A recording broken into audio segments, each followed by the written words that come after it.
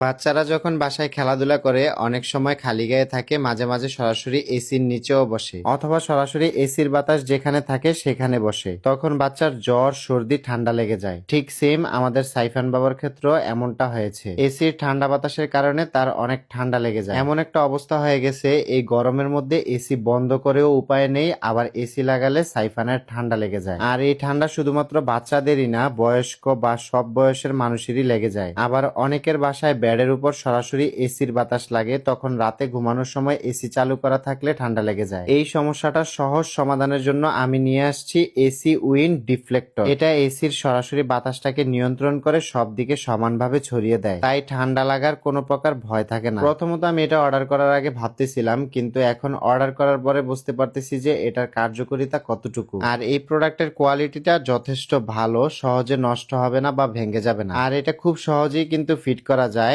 একবার কিনলেই নিশ্চিন্তে অনেক বছর ব্যবহার করা যাবে। এটা আনার পর এখন আমি একটু নিশ্চিন্ত হলাম, কারণ এখন থেকে আর সাইফানের ঠান্ডার ভয়টা থাকবে না। 2 দিন পর পরই সাইফানের ঠান্ডা লাগার এই বিষয়টা আমাদেরকে যেমন প্যারা দেয়, ঠিক তেমনি সাইফানও কিন্তু অনেক কষ্ট পায়। তো আপনারাও যারা এই এসি উইন্ড ডিফ্লেক্টরটা অর্ডার করতে চান, সৌদা মার্ট ফেসবুক পেজ থেকে অর্ডার করতে পারবেন। আপনাদের সুবিধার্থে এই ভিডিওর ক্যাপশনে তাদের ফেসবুক পেজটা মেনশন করা থাকবে।